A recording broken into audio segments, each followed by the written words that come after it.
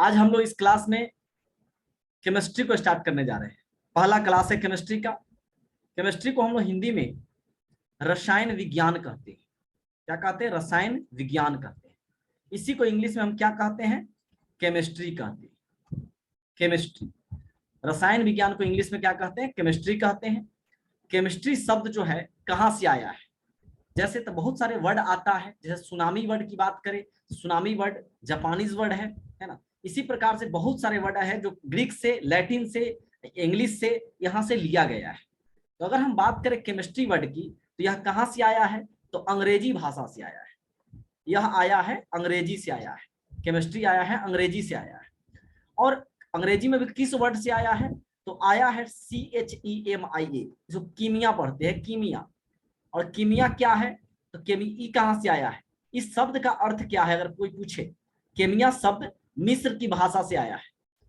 केमिया शब्द आया है मिस्र की भाषा से। और इसका अर्थ क्या होता है केमिया का? तो केमिया का अर्थ होता है काला। केमिया का अर्थ होता है काला, यानी कि ब्लैक होता है। यहां तक कोई डाउट नहीं होगा। रसायन विज्ञान को इंग्लिश में केमिस्ट्री कहते हैं। यह केमिस्ट्री वर्ड आया है इंग्लिश यानी अंग्रेजी से। अंग्रेजी में केमिया वर्ड से निकला है। केमिया क्या होता है? तो मिस्र की भाषा है, मिस्र की भाषा है केमिया। और यानी मिस्र के माना जाएगा, सच्चाई जानिएगा तो वहां के मिट्टी पर अध्ययन करने के बाद समझिए क्लियर हुआ है। तो मिस्र से आया है क्या? केमिया वर्ड, और इसका अर्थ होता है काला। तो अब यहां से आपको पता चला होगा केमिस्ट्री का डिफिनेशन अगर हम बात करें तो पदार्थ के ऐसे गुण, संगठन, संरचना तथा उनमें होने वाले परिवर्तनों का अध्ययन किया जाता है। यानी कोई भी पदार्थ में उसका गुण में, उसके संगठन कहने का मतलब कोई भी पदार्थ आखिर बना हुआ है तो किस किस चीज से बना हुआ है, संरचना, उसका स्ट्रक्चर, और उसमें बहुत सारे परिवर्तन देखा जाता है। उसी को तो रसायन विज्ञान यानी केमिस्ट्री कहते हैं। उसी को क्या कहते हैं? रसायन विज्ञान केमिस्ट्री कहते हैं। अब बढ़ते हैं आगे, इसको नोट करते चलिएगा। अगर हम बात करें रसायन विज्ञान का जनक किसे कहा जाता है? रसायन विज्ञान का जनक कहा जाता है लेवोइजर को। लेवोजियर को बोला जाता है। लेवोजियर को क्या बोला जाता है? रसायन विज्ञान का जनक, फादर ऑफ केमिस्ट्री बोला जाता है, लेवोजियर को बोला जाता है। तो इसको याद रखेंगे, काफी महत्वपूर्ण चीज है। अब देखिए, अब केमिस्ट्री को अगर तोड़ने की बात करें, किस वे में तोड़ा गया, किस तरीके से तोड़ा गया, तो दो तरह से तोड़ा जा सकता है, कार्बनिक और अकार्बनिक।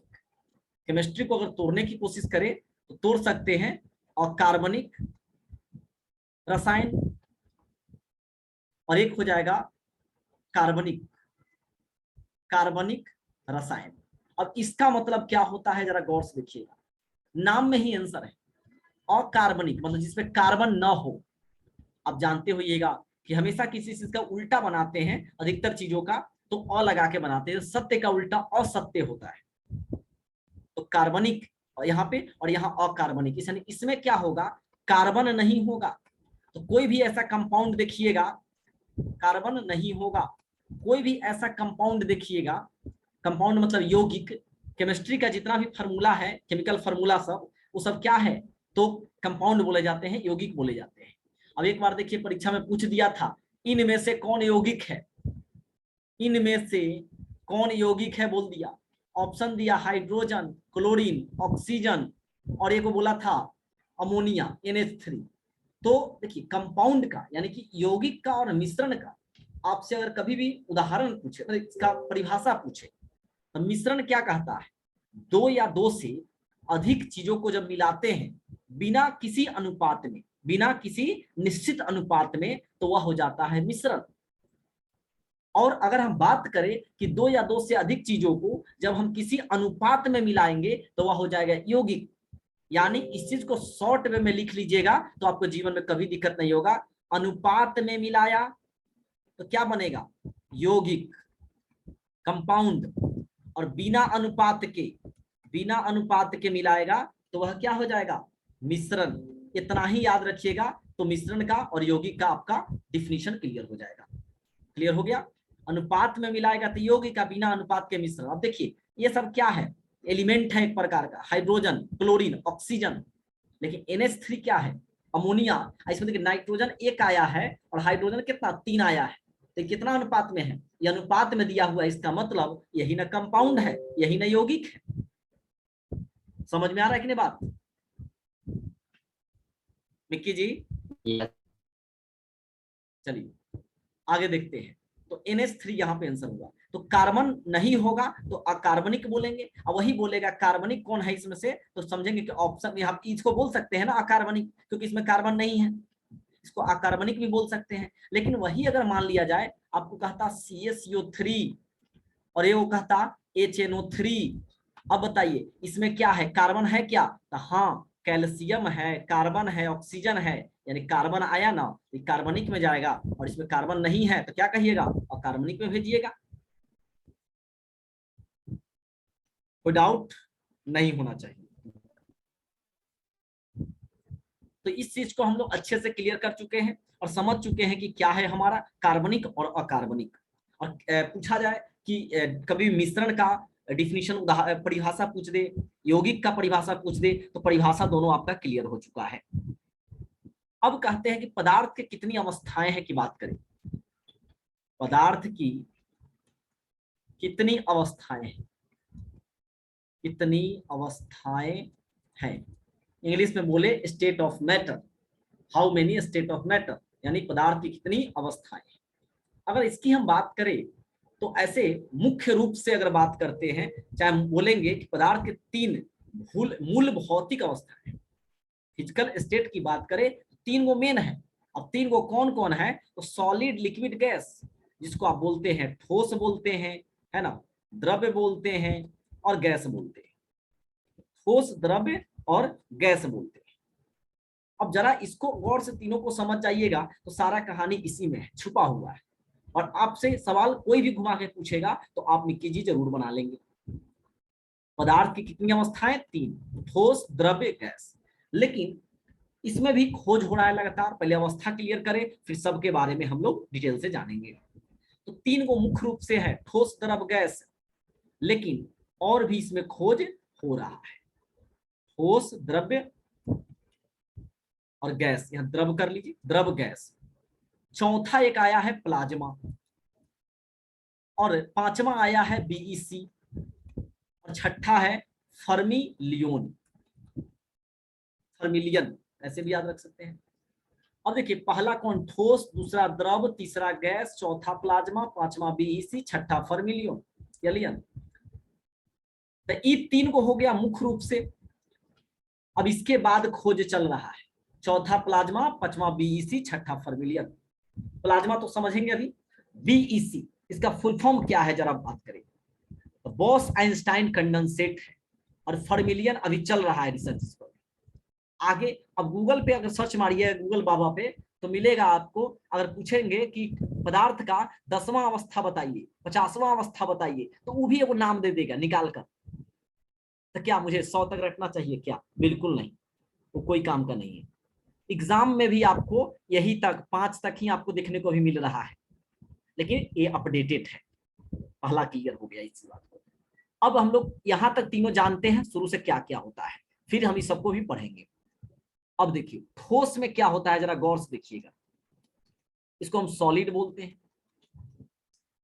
आयतन और इसका आकार निश्चित होगा, आयतन और आकार, आकार क्या होगा, निश्चित होगा।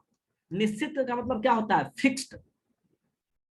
जैसे हम लोग कोई चीज बोल देते हैं ना कि आज फिक्स है, 3 + 2 5, फिक्स्ड होवे करेगा, कोनो चेंज नहीं कर सकता है इसको। 3 + 2 5 होवे करेगा, फिक्स्ड है। तो आयतन और आकार क्या हुआ, वॉल्यूम, शेप क्या हुआ, इसका निश्चित हुआ, डिफिनिट हुआ, इसको बदला नहीं जा सकता है। जैसे मेरा फोन है मान लीजिए सपोज दैट, तो ये क्या है ना, कहीं भी रखेंगे तो इसका जितना वजन होगा उतना ही रहेगा, वो कभी चेंज नहीं होगा। और दूसरी चीज, इसका जो साइज है फोन का, वो शेप है, वो भी शेप वही रहेगा, सेम रहेगा, उसमें कोई परिवर्तन नहीं होगा। आयतन और आकार निश्चित हुआ, तो आखिर ऐसा क्यों हुआ, एगो तो याद हो गया इसके बारे में, ठोस के बारे में। आखिर ऐसा क्यों हुआ आयतन और आकार निश्चित, क्योंकि इसके पीछे कारण है क्योंकि देखिए मॉलिक्यूल्स पर सारा काम करता है, अणु, जिसको हम हिंदी में अणु कहते हैं। अणु क्या है, तो अब उस पर भी बात करेंगे। तो अणु की बात करेंगे तो देखिए यहां लिख लीजिएगा, तत्व का सबसे छोटा, याद रखना है, एटम यानी परमाणु, यानी तत्व का सबसे छोटा सा पार्ट, तो क्या हो जाएगा, एटम यानी परमाणु।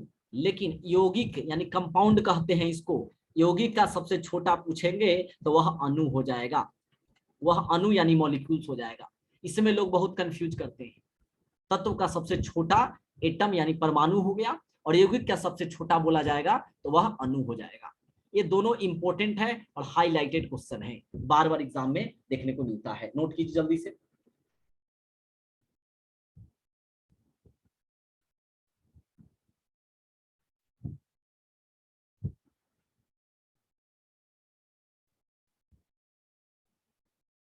हो गया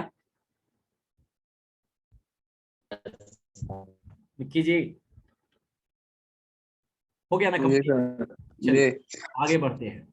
ये दो को बहुत इंपॉर्टेंट हाईलाइटेड क्वेश्चन है, इसको नोट करके रखिएगा।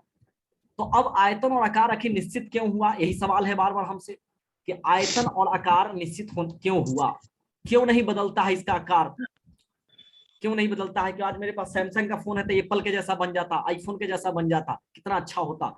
क्योंकि देखिए इसका मॉलिक्यूल से नजदीक है, इसका अणु काफी नजदीक है, काफी नजदीक है, किसकी अपेक्षा, द्रव और गैस की अपेक्षा। ठोस में सबसे ज्यादा अणु नजदीक है, द्रव में इससे थोड़ा कम नजदीक है, और गैस वाला में काफी दूर दूर है, मतलब एकदम हटहट के है सब। तो इसमें जब ठोस, इसे मॉलिक्यूल्स जब नजदीक नजदीक होगा तो क्या बनेगा, इसमें स्पेस नहीं होगा, यानी कह सकते हैं परमाणविक, परमाणविक जो है इसका स्थान बहुत ही कम होगा, किसमें, ठोस में, क्योंकि सब मॉलिक्यूल्स नजदीक है। अब मान लीजिए एगो रूम में 3 आदमी है, तो दौड़ने के लिए तीनों को बोलिएगा शांति से दौड़ेगा तीनों, कोई दिक्कत नहीं है। लेकिन 50 आदमी को रख दीजिए कहिए दौड़ने के लिए, सब गिर जाएगा एक दूसरे पर। मतलब मॉलिक्यूल्स इतना नजदीक है कि कोई क्या है, स्थान इसमें नहीं है।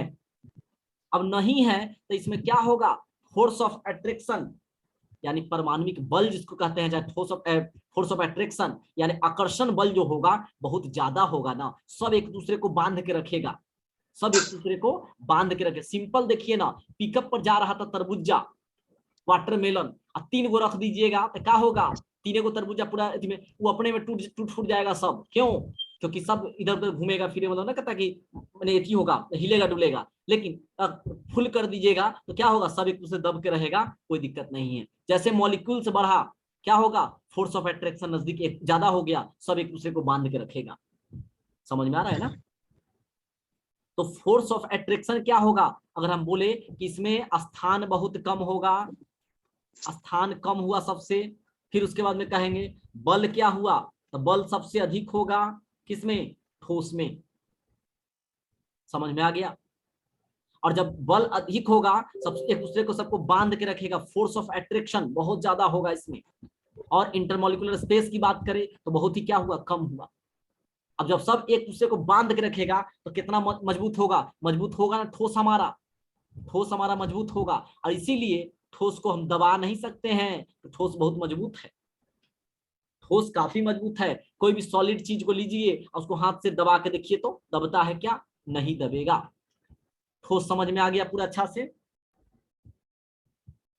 तो 3-4 बातें हैं जिसको आपको हर हाल में याद रखना है। बल अधिक हुआ क्यों, सब एक दूसरे को बांध के रखा। स्थान बहुत कम है, सब नजदीक नजदीक है, इसीलिए स्थान बहुत कम, खाली स्थान बहुत कम है, खाली स्थान बहुत कम है, और इसीलिए इसको दबा नहीं सकते हैं।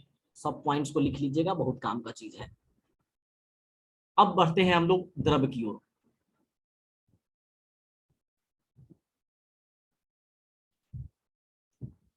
द्रव का मतलब लिक्विड होता है। अब लिक्विड में क्या होगा, आयतन निश्चित, आयतन निश्चित, आकार अनिश्चित। अब देखिए इसको कैसे करेंगे क्लियर। आयतन, जैसे मान लीजिए 5 लीटर पानी लीजिएगा तो 5 लीटर रहेगा, बदलेगा थोड़े।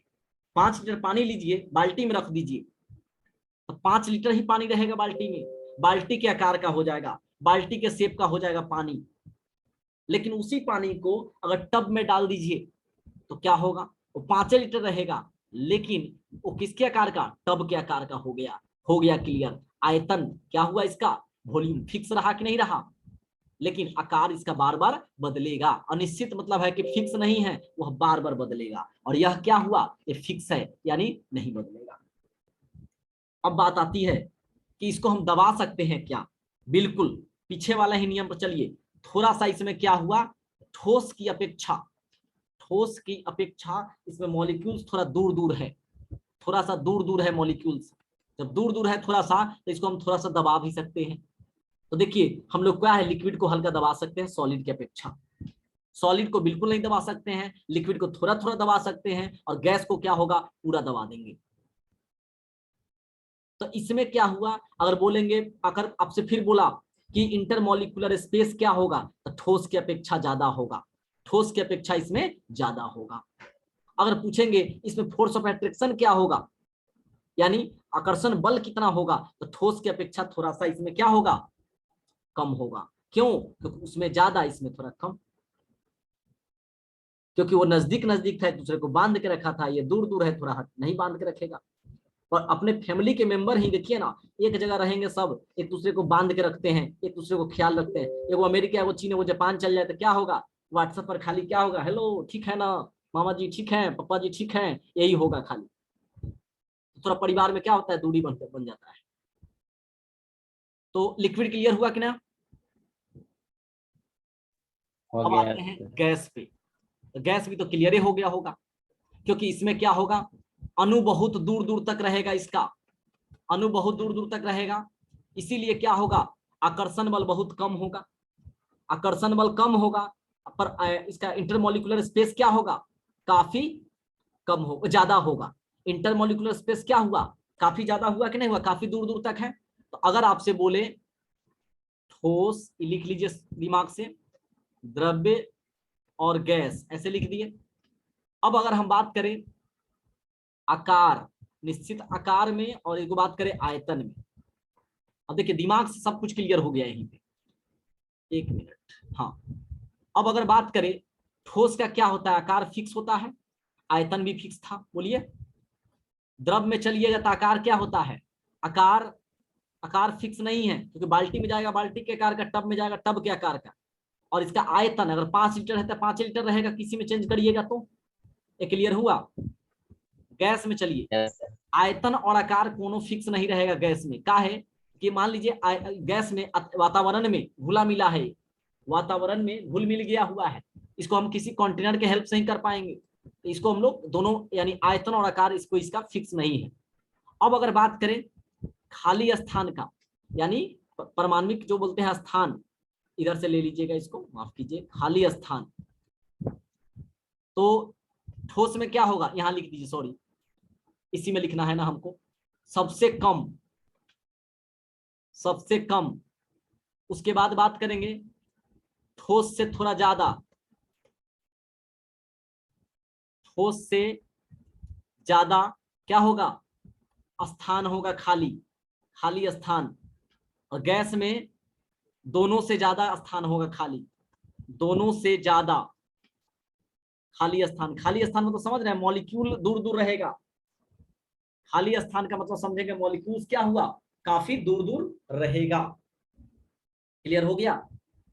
अब बोला पर इसका बोलेंगे बल की बात करेंगे हम, फोर्स ऑफ अट्रैक्शन, आकर्षण बल की बात करेंगे, तो किसमें ज्यादा होगा, सबसे ज्यादा इसमें होगा ना, क्योंकि सबसे नजदीक नजदीक है तो बांध के रखेगा सबको, तो सबसे ज्यादा, इसको नोट कीजिएगा। उसके बाद, उसके बाद बात करेंगे किसमें होगा, द्रव्य में। इसमें इसमें क्या होगा, तो ठोस से ज्यादा, ज्यादा, ठोस से ज्यादा कि ठोस से कम, जल्दी बोलिए। ठोस से कम। हाँ, ठोस से कम होगा, क्योंकि दूर दूर है तो बांध के नहीं रखेगा। और गैस में सबसे कम, गैस में सबसे कम। इतना बात क्लियर हो गया है बोर्ड पर का। अब देखिए एक और चीज समझेंगे, ठोस तरफ अब पूछा जाता है कौन फ्लो करता है, फ्लो कौन करता है, सवाल पूछा था। ठोस कभी फ्लो करेगा, बहेगा, ठोस में सब एक दूसरे को बांध के रखा है, आकर्षण बल ज्यादा है, स्थान कम है, तो एक दूसरे को बांध के रखेगा तो फ्लो नहीं ना करता है। मोबाइल यहाँ रखेंगे, पिघल चला, पता चला कि फ्लो करके चला गया दोस्त के यहाँ, पड़ोसी के यहाँ पहुंच गया, दिक्कत हो जाएगा। तो मोबाइल कभी भी ठोस कभी नहीं फ्लो करेगा, नहीं बहेगा, नॉट फ्लो। नोट करते चलिएगा। द्रव्य में बात करेंगे थोड़ा सा फ्लो, इससे इससे ज्यादा, इससे ज्यादा। और गैस में सबसे ज्यादा फ्लो होगा। देखिएगा तैकाले लीक हो जाता है एलपीजी गैस सिलेंडर, तो कहाँ चला जाता है? पूरे एटमॉस्फेयर में फैल जाएगा, रूम में आसपास में, है ना। ईमानदारी से बताइएगा ठोस तरफ गैस कैसे समझ में आया, अच्छा आया कि नहीं आया? जी सर समझ में आया। एकदम तीनों। अब सवाल पर चलते हैं फिर आगे थोड़ा सा, कि तीनों अवस्था में पाया जाने वाला, तीनों अवस्था में पाया जाने वाला पदार्थ कौन है? पाया जाने वाला पदार्थ कौन है तीनों अवस्था में? तो तीनों अवस्था में रहता है मेरा कौन? जल। कैसे? तो देख लीजिए जरा सा। ठोस में ही रहेगा तो बर्फ बन के रहेगा, कहेंगे हम बर्फ हैं। जल द्रव्य में रहेगा तो क्या कहेगा ये? हम जल बन के रहेंगे। और गैस में जाएगा, ठोस तरफ गैस, गैस में जाएगा तो वाष्प बन जाएगा। ये देख रहे हैं जल तीनों फॉर्म में है कि नहीं है? तो इसीलिए याद रखिएगा तीनों अवस्था में पाया जाने वाला पदार्थ कौन है? जल है। हो गया क्लियर?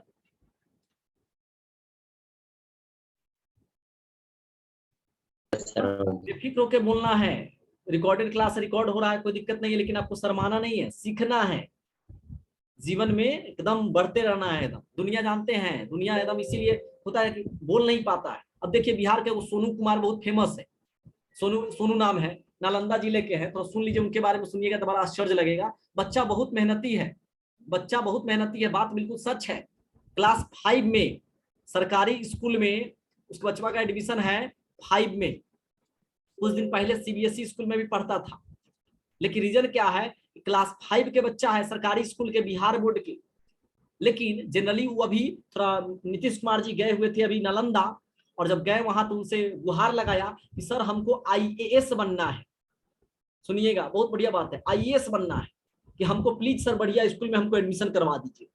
नीतीश जी तो पहले सुन नहीं पा रहे थे कि उम्र भी अच्छा खासा हो गया है। फिर लोगों के हेल्प से थोड़ा सुने तो कहें कि जो है ना, कि इसको जो है कि क्या बोल रहा है बच्चा, तो सब लोग बोला कि ऐसे ऐसे बोल रहा है बच्चा, इस सुनो। बोले कि हाँ इसको बढ़िया व्यवस्था कीजिए, इसको बढ़िया। इस पर 3-4 सवाल उठता है। पहला कि एक सिर्फ सोनू कुमार की बात नहीं है, सोनू कुमार थोड़ा तेज था बोलने में, क्या आखिर सोनू कुमार है कौन है? पिता इनके शराबी है, पिताजी इनके शराबी है, शराब पीते हैं और बच्चे को मतलब पढ़ने नहीं देते हैं। थोड़ा दही वही बेचते थे तो पैसा आता था, उसी से अपना घर परिवार चलाते, लेकिन बच्चा को पढ़ने के लिए पैसा नहीं देते थे। जो लड़ने वाला है ना, आप तो सीख लीजिए इस बात से, जो लड़ने वाला है ना कहीं भी लड़ेगा, उसको कितनों मुसीबत संकट आ जाएगा ना, वो रुकेगा नहीं, वो झुकेगा नहीं। वो लड़का खुद से क्लास 5 में, सोचिए ना, खाने खेलने की उम्र है, अभी तो खुद नहीं संभाला है वो क्या संभालेगा सबको। लेकिन 30 को बच्चा को, 30 से 35 को बच्चा को पढ़ाता है ट्यूशन। सुन के जरा आश्चर्य लगता है ना, बिल्कुल बात सच है। 30 से 35 को, अब 30 से 35 को बच्चा को पढ़ाता है। पैसा कैसे लेता है? तो कोई बच्चा से 50 रुपए का महीना, कोई से 100 रुपया का महीना, मतलब यही उसका फी है। अब उससे कहता है कि 1000-1200 रुपया हो जाता है, अपना मेरा पढ़ाई लिखाई हो जाता है। बच्चा काफी टैलेंटेड है, काफी तेज है, वैसे बच्चे को आगे आना चाहिए, आगे निकलना चाहिए, मेहनत करना चाहिए उस बच्चे पर, गवर्नमेंट को भी और उसके मतलब फैमिलीज को भी। लेकिन अब बात आती है क्या, एक बिहार के सिर्फ सोनू की बात नहीं है।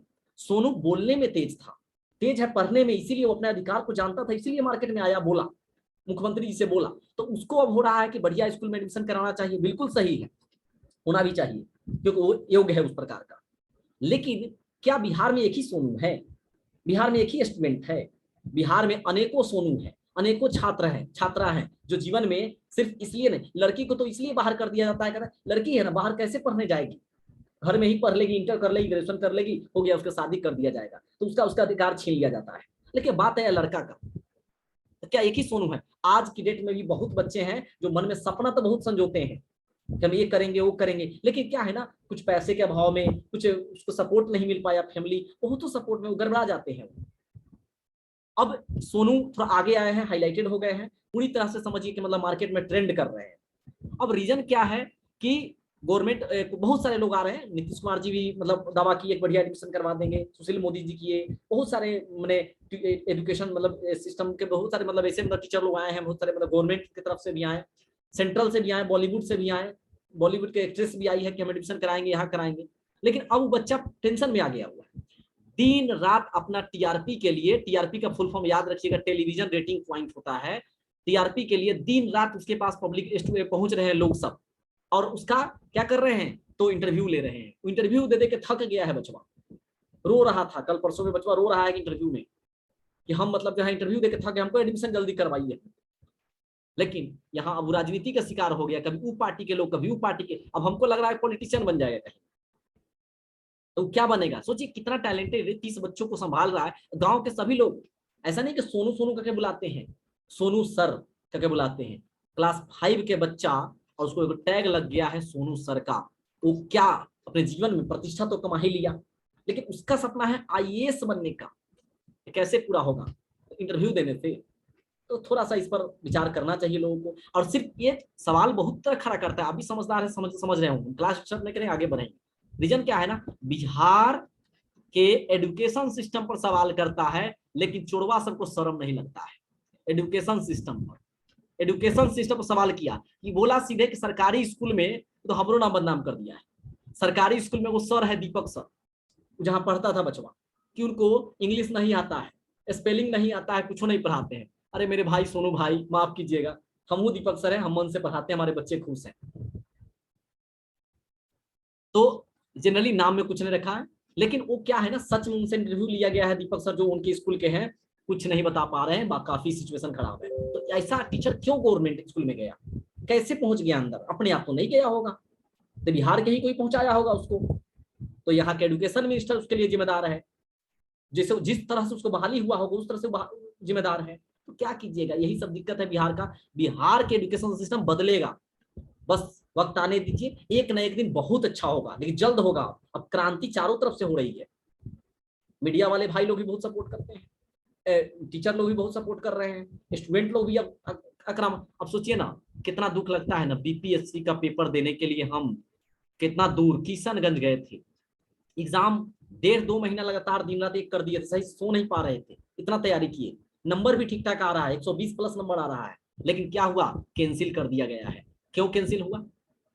परीक्षा का पत्र आप ही बना रहे हैं, परीक्षा का पेपर आप ही रख रहे हैं, सारा कुछ आप ही कर रहे हैं। एग्जाम हॉल में स्टूडेंट का मोबाइल बाहर पहले रखा जाता है, बिल्कुल रखना चाहिए, तो बच्चा चोरी कर लेगा, तो फिर टीचर सब मोबाइल लेके क्या करता है? प्रिंसिपल वहां का चोर है, प्रिंसिपल को चाहिए कि उसका मोबाइल ले लीजिए, 2 घंटा सर प्लीज मोबाइल ऑफिस में जमा रहेगा, तो वैसे ना फोटो खींच के उन्होंने भेजता है। इतना बड़ा बड़ा पेपर आउट हो रहा है बिहार में, आज दिख रहा है सबको, 3 साल 4 साल से चल रहा था खेलना।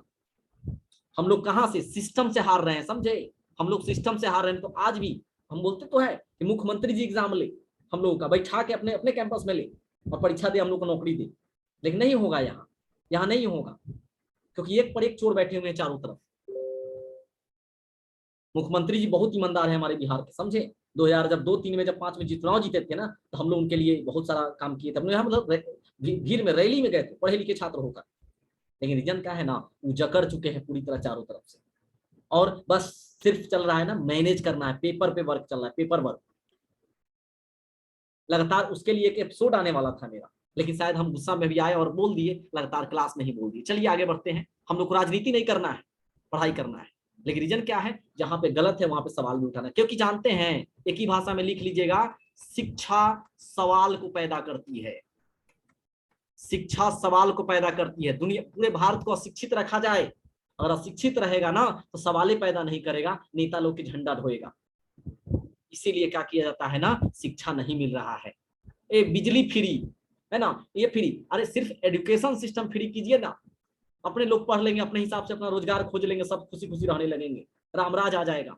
एजुकेशन और हेल्थ डिपार्टमेंट, ये दो फ्री कीजिए गवर्नमेंट बिहार के लिए, चाहे भारत के लिए, पूरे भारत के लिए, सब सही हो जाएगा। तो कहीं पे 300 यूनिट बिजली फ्री मिलता है, श्रीलंका का देख रहे हैं स्थिति, 4000 रुपए एलपीजी गैस कनेक्शन मिल रहा है, सिलेंडर मिल रहा है, काहे हुआ ऐसा हाल? हर चीज फ्री, हर चीज फ्री, फ्री का आदत लगा दिया गया, गवर्नमेंट लॉस में जा रही है। तो ये सब एजुकेशन सिस्टम बिहार का एकदम भ्रष्ट हो चुका है। देखिए ना, मैंने एप्पल का स्पेलिंग है ना, जाके पूछता है कि बताइए तो बिहार के पूछा गया था एक बार, वीडियो देख रहे थे कि हमारे राष्ट्रगान के लेखक कौन है, हमारा राष्ट्रगान कौन लिखे, जन गण मन हम लोग का राष्ट्रगान है ना, कौन लिखे, तो कहा जाता है कानपुर के पार्षद जी है, जाके यूट्यूब पर वीडियो देख लीजिएगा, लगता है उनका पड़ोसी था, रिश्तेदार था। इसको मार के, जब ऐसे टीचर से पूछा मार के भगाना चाहिए स्कूल में से, भागो यहाँ से, कोई हक नहीं है किसी का जीवन बर्बाद। हम अगर पढ़ा रहे हैं आपको, अगर हम सक्षम नहीं, रविन्द्रनाथ टैगोर ने लिखा था। एक क्या बोले, जनगणमन रविन्द्रनाथ टैगोर लिखा था ना। हाँ, राष्ट्रगान देखिए, क्लियर करिए पहले इसको, राष्ट्रगान की बात करें, यहाँ लिख लीजिएगा राष्ट्रगान, है ना, तो राष्ट्रगान में हम लोग का जन गण मन है, और लेखक कौन है, रविन्द्रनाथ टैगोर है, रविन्द्रनाथ टैगोर। और इसको सबसे पहले, हाँ सुनिए, सबसे पहले कब गाया गया था, 27 दिसंबर 1911 को कलकत्ता में विश्व नारायण धर इसके अध्यक्ष थे, कांग्रेस के अध्यक्ष थे, उन्हीं के अध्यक्षता में इसको सबसे पहली बार गाया गया था, राष्ट्रगान जन गण मन। 27 दिसंबर 1911 को कलकत्ता अधिवेशन में विश्व नारायण धर की अध्यक्षता में इसको गाया गया था। और बात करेंगे राष्ट्रीय गीत वंदे मातरम, तो वंदे मातरम के लेखक कौन है, बंकिम चंद्र चटर्जी। वो कब गाया गया था, तो 1896 में रहीमतुल्ला सयानी कांग्रेस के अध्यक्ष थे, उसी के समय में गाया गया था। हम तो कहते हैं ना, एजुकेशन सिस्टम पर सवाल जब करते हैं तो कहते हैं कि बिहार में होना क्या चाहिए था, जितने भी टीचर है ना सबको पेमेंट कम कर दीजिए, जो जिस लायक है एग्जाम ले लीजिए, जैसे श्रेणी में बांट दीजिए, श्रेणी ए, श्रेणी बी, श्रेणी सी में बांट दीजिए, जो नॉलेज कम है नंबर आएगा, 100 नंबर का टेस्ट हो जाएगा, ओहू में सब सेटिंग कर लेगा सब टॉपर बनने के लिए। 100 नंबर का टेस्ट ले, 100 नंबर फिक्स करे कि जो 80 प्लस में है ए वाला में, जो 60 से 80 के बीच में है बी वाला में, जो 45 से ऊपर है 60 के बीच में सी वाला में, इस तरह से बांट दे। अब 45 के नीचे वाला को फेल करके घरे पहुंचा दे कि जाइए घरे खाना बनाए, इस तरह से बांट दिया जाए। और उसके बाद जो होगा तब सैलरी डिपेंड करे, जो श्रेणी ए में है क्रिकेटर को कैसी सैलरी मिल रहा है, ए बी सी में, ए वाला में, ए वाला कहेगा सैलरी बहुत बढ़िया, बी वाला में बहुत बढ़िया, मैंने उससे कम, सी वाला में सबसे कम, मजा आ जाएगा। अच्छा, जहां टीचर कम करे ना, जो कॉम्पिटिटिव लेवल का तैयारी करता है ना, उसको नहीं रखिए परमानेंट, वो परीक्षा पास करेगा तब परमानेंट रखिएगा। स्टूडेंट है तो क्या हुआ, भगवान है, परमानेंट पास नौकरी लेगा, वो नौकरी बीएड करेगा, सीटेट निकालेगा, तब नौकरी करेगा, तब उसको परमानेंट नौकरी कीजिएगा, लेकिन उसको आप बहाली पर रख लीजिए, और उसको ज्यादा मत दीजिए, उसको भी ज्यादा नहीं दीजिए, भाव खाने लगेगा, उसको 15 से 20 हजार रुपया महीना दीजिए ना उसको, कहिए उसको पढ़ाने के लिए। बचवा जो कंपटीशन की तैयारी करता है ना, बहुत दिल से पढ़ाएगा, बचवा का लाइफ बना देगा, बचवा का लाइफ बना देगा वो। तो ये होना चाहिए बिहार में, बिहार को बदलना है ना सर। बिहार के कभी भी याद रखिएगा, नेता लोग, कुछ नेता लोग चाहवे नहीं करते हैं कि बिहार प्रोग्रेस करे। बिहार के नेता और प्लस में आयोग, याद रखिएगा, नेता और आयोग कभी नहीं चाहता है कि बिहार प्रोग्रेस करे। क्यों, हम क्यों खुलकर बोल रहे हैं, सुन लीजिए। अगर चाहता आयोग अगर यहाँ बिहार आगे बढ़े तो 2 काम जरूर करता। जैसे मान लीजिए बिहार कर्मचारी चयन आयोग, बिहार एसएससी, चाहे किसी भी एग्जाम को दे लीजिए, बच्चा फेल कर गया, बिहार के बच्चा ना था, आतंकवाद तो नहीं था ना, दुश्मन तो नहीं था ना, फेल कर गया, उसको उसका कमजोरी बताते कि तुम 2 नंबर से फेल किया है कि 3 नंबर से फेल किया है, कहां पे तुम फेल किया है, उसका कॉपी दिखाते, ओएमआर शीट दिखाते कि तुमको ई पोर्शन में नंबर कम आया है। एग्जाम का क्वेश्चन पेपर भी रख लिया जाता है कि बचवा जाके घर पे मिला ना लेगा गूगल से कि बचवा कितना नंबर आ रहा है परीक्षा में, और यहाँ हम कम कर देंगे तो बचवा फिर हम आरोप लगा देगा। तो इसीलिए क्या होता है, उसको क्वेश्चन पेपर नहीं देगा, उसको फेल करा देगा नंबर से। अब फेल कर तो उसको बता दीजिए ना कि बाबू तुम इस बार नौकरी तुम्हारा नहीं हुआ है, तुमको यहाँ तुम्हारा मिस्टेक हुआ है, ऑनलाइन बता दीजिए सबका कि तुम्हारा 10 क्वेश्चन की वजह से नहीं हुआ, ताकि बचवा तुम्हारा साइंस में 10 नंबर पहुंचा है, 10 नंबर से नहीं हुआ, ताकि बचवा क्या करेगा ना, अगला बार मेहनत करेगा और अच्छा बन के एग्जाम निकाल के जाएगा, और उसके बाद क्या करेगा, बिहार के भविष्य बनाएगा। लेकिन ऐसा नहीं होता है, तो बिहार का है, खून तो इतना खोलता है ना, क्या बोले, लेकिन कंट्रोल में रहना है, क्या करें। बिहार का एजुकेशन सिस्टम, हम अदर स्टेट पर सवाल नहीं कर सकते कि वहां भी था, वहां गए नहीं, लेकिन हाँ एजुकेशन सिस्टम तो हर जगह का वही है। कोरोना टाइम आता है तो होता है कि अच्छा हमको कोरोना आ गया ना, अचानक पता नहीं चला कि बीमारी आने वाला है, इतना बड़का हम पहले से संभल कर रहते, कोरोना तो चल गया था, अब काहे नहीं संभल रहे हैं, अब हेल्थ सिस्टम काहे नहीं सुधार रहे हैं। फिर कोरोना के भाई आएगा तब सुधारिएगा, फिर ओवर आएगा कोरोना के भाई, है ना, तो कहिएगा कि अच्छा अचानक आ गया है ना, पता नहीं चला है इसलिए नहीं सुधार पाए। तो फिर अब नहीं है कोरोना, तब बिहार में एजुकेशन सिस्टम, हेल्थ सिस्टम सुधार दीजिए। बच्चा को ऑनर्स जो कर रहा है ना, ग्रेजुएशन कर रहा है, ग्रेजुएशन में क्या करता है ना, 3 साल के कोर्स को 5 साल से 6 साल लगा देता है, 5 से 6 साल लगा देता है, 3 साल। और जैसे लगा देगा तो क्या करेगा कि 5 से 6 साल यहाँ बर्बाद किया, बच्चा यहाँ से निकलेगा 2 साल 3 साल कंपटीशन, 3 साल करेगा, जिसके पास पैसा है वो 8 साल करेगा तैयारी, जिसके पास पैसा नहीं है 2 साल में छोड़ के प्राइवेट नौकरी ज्वाइन कर लेगा, हो गया उसका खेलना खत्म, इनवैलिड, मार्केट में इनवैलिड हो जाएगा वो। यही सब दुख की बातें हैं, क्या कीजिएगा। थोड़ा लंबा एपिसोड हो गया, थोड़ा सा ये ज्यादा हो गया, लेकिन ज्यादा नहीं है, आपको भी सुनकर गुस्सा आएगा ये सब चीज सिस्टम। अभी आप लोग फ्रेशर हैं, आप लोग आइएगा मार्केट में तो कहिएगा हम सीजीएल की तैयारी करेंगे, रेलवे की तैयारी करेंगे, बैंक की तैयारी करेंगे, और जब 2 साल 3 साल रह जाइएगा ना, समझ में आ जाएगा खेलना क्या चल रहा है। चलिए हम लोग अपने काम की बात करते हैं, फिर से कनेक्ट होते हैं, ठीक है।